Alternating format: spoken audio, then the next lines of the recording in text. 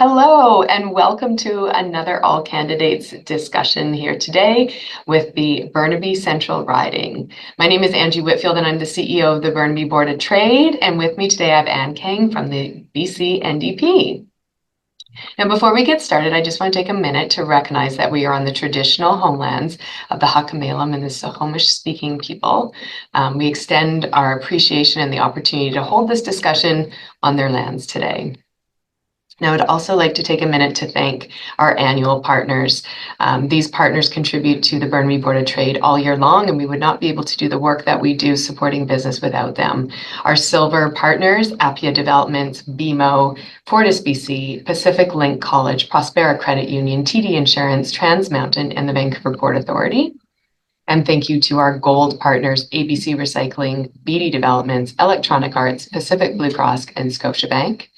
And our platinum sponsors, Alexander College, BCIT School of Business and Media, Burnaby Now, Parkland Corporation, and Simon Fraser University. These organizations have been pillars in our community and continue to support the business community here, and we are truly grateful for their continued support. Now, today we have the privilege of speaking with Ann Kang from the NDP party. I'm going to give her 2 minutes to introduce herself and tell us a little bit about the work that she's doing and what she hopes to do should she be elected. And then I'm going to pose 5 questions that have been raised from our business community about things that are directly impacting them and how they do business here.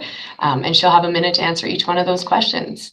As we just have the one candidate today, not much of a debate, but this is a wonderful opportunity for you to hear firsthand from our NDP candidate. So with that, Ann, I'm going to pass it over to you and give you a couple minutes to say hi and introduce yourself to the community. Thank you so much, Angie, and hi, everyone. My name is Ann Kang, and I'm excited to be running with the BC NDP in the Burnaby Centre riding. I have also been a member and a collaborative partner of the Burnaby Board of Trade since 2008. So a little bit about myself. My father came to BC as an international student and brought a young family with him. Early immigrant journey was challenging as we struggled with English, finding a good paying job, faced discrimination and racism, and struggled with navigating the support systems in our country. So that is why, as a child of an immigrant, I am humble and grateful to call BC my home, and I want to give back to a community that has given me so much. Serving 3 terms as a Burnaby City Councillor and 2 terms as MLA, I understand and have heard from citizens and small businesses the challenges they are facing, from housing crisis to healthcare crisis, from concerns of cost of living to the need for skilled workers. These issues are the result of 16 years of underfunding of the old government that Russ Dad was part of.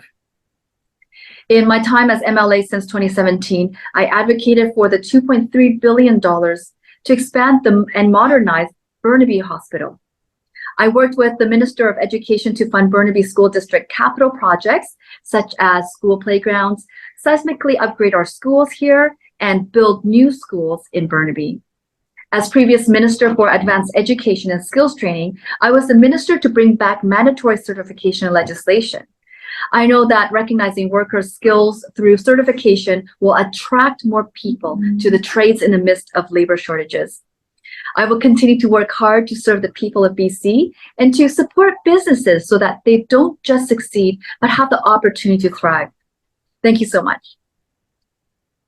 Oh, thank you, Ann. What a great introduction. And the challenges that you posed are almost leading perfectly into the next 5 questions that I have. So no surprise here when our first question identifies one of the biggest top issues that we're seeing for businesses, and that is simply the cost of doing business in BC and what a burden it's placed on our local businesses. So could you tell us a little bit about, if elected, what you would do to help reduce the cost of doing business? Yes, certainly. Thank you, Angie, for that question. So I'm running here in Burnaby Centre, where we see the heart of Metrotown and the Kingsway Business Corridor. We have our favorite restaurants around our city, whether they are, favorite business around our city, whether they are the restaurants, floral shops, barber shops, automotive shops, specialty shops, and many, many more. And so small businesses, as we know, are the backbones of our communities and economies. We want all small businesses in BC not to only succeed, but the opportunity to thrive. My favorite flower shop on Kingsway is Tala Flowers, just around the corner of my office. And so the BCNDP team are taking action to help small businesses with costs, businesses like Tala Flowers. And so the BCNDP cut the small business tax rate and kept it 25% lower than when Rustad was in government. Our team is also keeping electricity rates low and delivering savings of an average of $400 to small businesses through the BC Electricity Affordability Credit. On the other hand, when Rustad and the old government promised small businesses a tax cut, only to change his mind and leave small businesses high and dry. And that's a risk that we cannot afford to take again. Rustad and his old government hiked MSP and ICBC to pay for tax breaks in the wealthiest and for the wealthiest, and that hurt a lot of small businesses. Families and small businesses couldn't afford that kind of thinking then, and I think they can't afford it now. I'm concerned about the Rustad risk. Thank you, Anne. Now, the second question is on the forefront of everyone's mind as well, and that is housing affordability. It impacts everyone, young families, seniors, and we're seeing it impact employers and employees as well. Can you let us know what you would do to increase the housing need here in Burnaby? Yes, certainly that's a very important topic and one of the topics that propelled me to run in provincial politics. BC is a great place to live, but I know housing is expensive. It's tough to get ahead, and we have been seeing global inflation and high interest rates driving up the cost of living. Not only that, real estate speculators are making things worse. Everyone should be able to afford a home and build a good life here. David Eby and the BCNDP are tackling housing costs by taking on speculators, cutting down red tape, and breaking down barriers to construction. Just last week, I was talking to a couple on the doorsteps, Matthew and Chloe, who lives in Burnaby Centre with their 2 young children. They are renters and they would love to purchase their own home so their kids could have their own room and his wife could have her own beautiful garden that she dreams of and that he can work on his projects in the garage. And that is why David Eby and the BCNDP are taking action to build more homes and help people buy a home in the community that they love. The speculation tax has turned over 20,000 empty condos into long-term homes. We also brought in a new flipping tax, so families trying to buy a home don't have to compete with house flippers. We have also restricted short-term rentals like Airbnb, and this turned thousands of units of housing into long-term homes.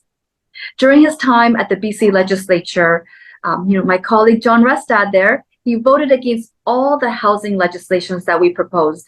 Rustad is also promising to cancel the Housing Action Plan, which means canceling 300,000 new middle-class homes before they are built, driving costs even higher. And he would cancel the speculation tax, and he has promised to reinstate the red tape and the government regulations blocking the construction of duplexes and triplexes. I have no idea why he would want to do that. This is a risk that British Columbians like Matthew and Chloe cannot afford. Thank you, Anne. Now, I know this is another topic that's near and dear to you, and you mentioned in your opening, but also near and dear to the Burnaby Board of Trade, and we've invested heavily in workforce development, and recognizing that's a key driver in the success of businesses, ensuring that we have people to run businesses and that they're trained in order to meet the needs of our growing province. If elected, can you let us know what your priorities would be with respect to addressing those labor gaps and the challenges that we're seeing here in Burnaby? Yes, thank you. This is a very important question and one that's really near and dear to my heart. As a previous Minister for Advanced Education and Skills Training, I know firsthand the challenges of the workforce development in our province. During my time as Minister, I worked on the Stronger BC Future Ready Action Plan. The province's new Stronger BC Future Action Plan will help thousands of people get the skills they need to succeed in the changing economy and help close the skill gaps many businesses are facing. Through this action plan, BCNDP aimed to making post-secondary education more affordable, more accessible, and relevant to British Columbians, and aim to helping people reskill to find in-demand jobs so more employers, such as members of the Burnaby Board of Trade, are facing currently, and future skill shortages so that they can find the people that they need. The action plan introduced the Future Skills Grant Program to support British Columbians aged 19 or older in accessing up to $3,500 in short-term skills training. And these trainings are aligned with skills and BC's labor market outlook. David Eby and the BC&DP understands that BC's economy is growing and innovating quickly. That's why we are taking action to make sure people are ready to seize new opportunities and that businesses in Burnaby and elsewhere in Burnaby are able to find the people who drive our economy forward and deliver the services that we all rely on here. We're helping small businesses with a comprehensive plan to get the workers they need, more skills and more training, more housing, and more available lower-cost childcare, helping parents return to work. Unfortunately, under John Rustad, the economy worked for the top 2%, but not for everyone else. He hiked MSP and ICBC to pay for tax breaks to the wealthiest, and that hurt a lot of small businesses. Small businesses couldn't afford that kind of thinking then, and they can't afford it now. Thank you. For our next question, we're going to talk about one of the cornerstones of Burnaby's local economy, and that's the film industry. 66% of film studios are located here in Burnaby, and the economic spin-off that industry brings to our community is significant. Recently, your government has promised, if elected, that they would be refreshing the tax incentive to ensure that BC remains competitive. More specifically, we have opportunity here in Burnaby, so that was great to hear. Can you speak to, if you're elected, what this may look like and how you can continue to support this industry? Thank you, Angie. This is one of my most favorite topics to talk about, our film industry and our studios here. I am so proud of our amazing film studios here in Burnaby. In fact, I think you do know, and so for all of our audience out there, that there are 66% of Metro Vancouver film studios located here in the city of Burnaby. I've had the privilege to visit Bridge Studios and Canadian Motion Picture Park. It was so exciting for me to be on the set of where my favorite TV series are, such as Supernatural and Once Upon a Time, and they were filmed here in Burnaby. I know film studios have faced so many challenges in the past years, and it is important for me to visit them, understand their challenges, and have meaningful conversations directly with the industry and with their workers. During the pandemic, I visited film studios in Burnaby to understand the impact of COVID and how film industries have taken precautions to protect their actors, their crew, and all the support staff. Thank you so much to everyone who played a part in protecting a jewel industry in BC. In 2022 alone, BC's film industry has generated nearly $5 billion in production spending and employed over 70,000 people. And that's why I'm so proud of our film industry here. I am proud that BC is growing good paying jobs in the film industry. And most recently, as Angie, you have said, Burnaby Board of Trade applauded David Eby and his team when we announced plans to increase the BC film tax credit rebates, including raising the production service tax credit and film incentive BC refund to 36%. We understand that film production's impact goes far beyond the set. People who come to work in BC rely on the industry's presence. I recognize its potential to safeguard jobs and strengthen the economic fabric of Burnaby and the surrounding communities. BC's film industry does not only support people working in the industry, but also local businesses like restaurants, coffee shops, hotels, personal care centers, equipment suppliers, and so much more. So, as your BC&DP Burnaby Centre candidate, if I'm elected, I will continue to throw my strong support for the film industry and continue to hold fast the promise to increase the BC film tax credits rebates to 36%. Thank you, Anne. That's great to hear, and great to know that we have you on record saying this now. Now, with our final fifth question, I just wanted to give all candidates and all of our conversations over the past couple of days a chance to speak directly to the business community, and let them know firsthand, if you are elected in your riding, what is it that you're going to do to support the businesses? So I'll give it over to you to speak directly to them now. Thank you so much. I think it's so important for us to have these all candidate debates and for us to be frank about our responses. And frankly, I am pretty disappointed that my opponent in the BC Liberals were not able to be here, because I would love to hear his top priorities as well, because I am also part of the conversation. But it is important to me that Burnaby Board of Trade and members of Burnaby businesses be successful as they can and thrive in our beautiful city and in our beautiful province. So I am hearing from businesses that finding appropriately matched skilled labor for one's business is one of their biggest challenges. And so I will continue to work with the next Minister for Post-Secondary Institution to introduce rapid response training, which will support delivery of short-term training that responds quickly to labor market needs and the evolving economy here. And also continue to support the Future Skills Grant Program of $3,500 for anyone who wants to take up an upskilling course.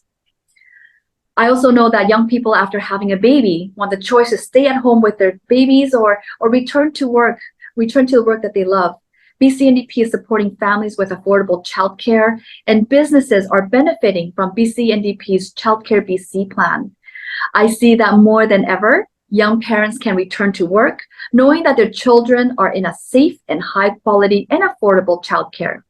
But I also know that there's more work to do to make sure more parents can benefit from this program. As well, over the years, we have seen the rise in business crime and vandalism. I understand the frustration and have talked to businesses who were victims. I endeavor to work with David Eby and the BCNDP team to help businesses with the cost of preventing property crime and cleaning up vandalism. I will be in your corner because businesses shouldn't have to take it on alone. John Rustad, when he was part of the old government, cut the services that help prevent crime and keep communities safe. He cut the prolific offender management programs that were proven to reduce reoffending by 40%. And he also cut funding for the crime prevention and victim services. John Rustad and the BC Conservatives are in it for themselves.